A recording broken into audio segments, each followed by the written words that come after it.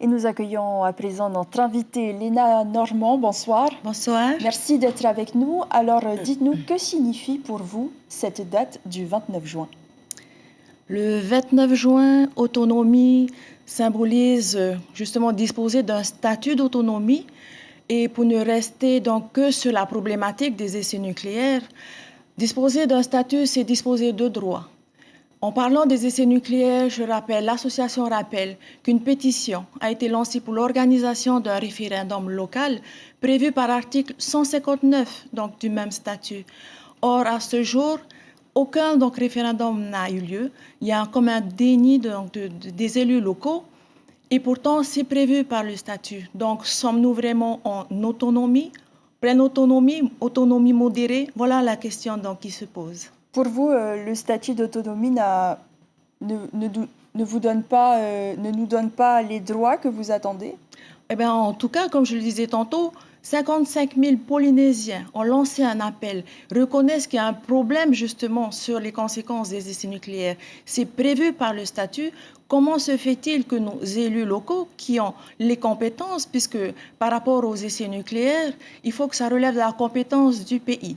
Et il y a les conséquences sanitaires, environnementales et en termes d'éducation. Donc, comment se fait-il justement qu'il n'y ait pas écoute et il n'y ait pas de suite justement à cette pétition et à cet appel de la population? Est-ce donc question, sommes-nous en pleine autonomie? Merci Léna pour ces premières réponses. Nous reviendrons sur la problématique des essais nucléaires juste après l'hebdo. Il a été préparé par David Kouanan et Aumiti Kimitete.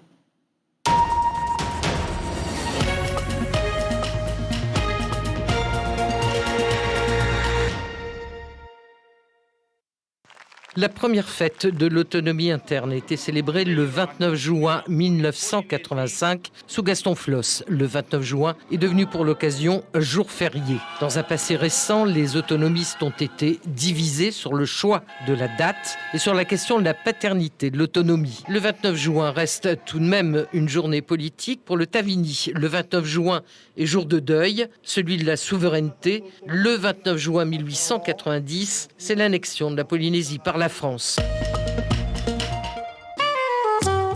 Et pour leur offrir un moment de répit face à la maladie, l'association les emmène aujourd'hui découvrir Paris, une grande première pour ces Polynésiens. Ils arrivent ici, tout est nouveau pour eux. Les grands bâtiments, les bâtiments partout, le monde, la circulation, le bruit, tout est chamboulé pour eux. Donc nous les guidons. On est heureux, on ne pense plus à la maladie.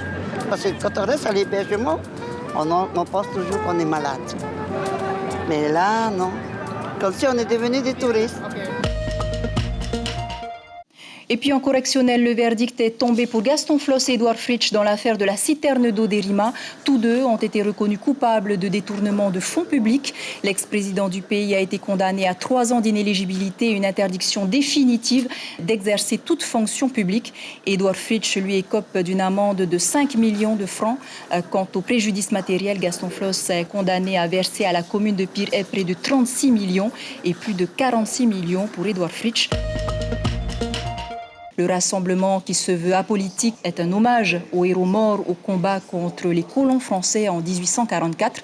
Une cérémonie moins fastueuse que celle des autonomistes, mais il s'agit d'un rendez-vous avec la vraie histoire de la Polynésie, selon Vanina Krola, secrétaire générale du parti.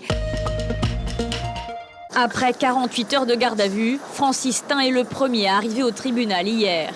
S'en suivent plus de 6 heures d'audition avec le juge d'instruction puis le juge des libertés. Mirita Tarata, quant à elle, aurait été brièvement hospitalisée. À leur sortie hier soir, ils sont tous les deux mis en examen pour meurtre et laissés libres sous contrôle judiciaire. Leurs avocats ne font aucun commentaire. Et puis la nouvelle version du statut d'autonomie sera également célébrée demain, alors que le Conseil constitutionnel a décidé de ne pas inscrire dans le marbre l'article 1er. Il concerne la mise à contribution par la France de la Polynésie dans la construction de sa capacité de dissuasion nucléaire. Selon lui, cet article ne doit pas faire l'objet d'une loi organique, mais d'une simple loi ordinaire. Il peut donc être modifié facilement. Léna Normand, nous venons de l'entendre, le Conseil constitutionnel estime que le premier article du statut d'autonomie ne peut faire l'objet d'une loi organique, mais d'une simple loi ordinaire. Elle est donc plus facilement modifiable, contrairement à la première. Cette mesure avait une portée symbolique. Tout le monde était d'accord là-dessus. Qu'est-ce que vous pensez de cette décision aujourd'hui? Dans la hiérarchie des normes, la loi ordinaire est inférieure à la loi organique. Donc finalement, quelque part, c'est aucune reconnaissance nationale. Parce que là, c'est comme rétrogradé une fois de plus. Est-ce que le fait que le Sénat et l'Assemblée nationale aient accepté d'inscrire cet article premier dans le statut, pour vous, au final, est-ce que c'est une hypocrisie quelque part? Le discours qui a été tenu, la position tenue par l'association, c'est que ces essais ont été imposés. Donc, ce n'est pas une contribution, mais ça a été imposé à la population polynésienne. Voilà donc la position. Alors, le 2 juillet prochain, vous commémorez le premier essai nucléaire tiré en Polynésie et vous défilerez avec 193 cercueils. Vous souhaitez marquer le coup?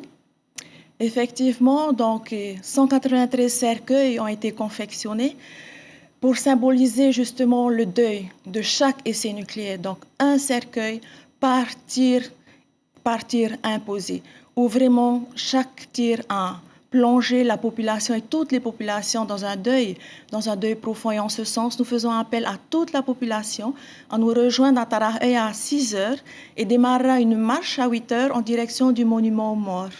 Parce qu'il ne s'agit pas uniquement des anciens travailleurs qui sont touchés, mais bien toutes les populations des 5 archipels. C'est aussi le 2 juillet que vous allez annoncer aux représentants de l'État que vous retirez du projet de commémoration du centre de mémoire que vous qualifiez comme un outil de propagande. Selon vous, qu'est-ce qui a fait que finalement vous sortez de ce projet? Donc effectivement, lors de la rencontre du 2 juillet avec les autorités donc, de l'État et du pays, le courrier officiel de retrait de l'association du projet de centre de mémoire sera remis. C'est tout simplement un cumul des faits de l'actualité et essentiellement justement l'amendement Lana-Tétouanoui, donc la réforme de la loi Morin, où des dossiers sont rejetés, mais par masse. Cette année, sur 2019, donc 20 rejets de familles. Et pour ne citer qu'un exemple, là tout récemment, une habitante de Réo vient donc de se voir rejeter sa demande d'indemnisation. Pourtant, Réo fait partie de ce qui était jusque-là appelé la zone à risque. Et donc là, où va-t-on? Donc à quoi bon de faire partie de ce projet de centre de mémoire? L'histoire reste importante pour mieux avancer.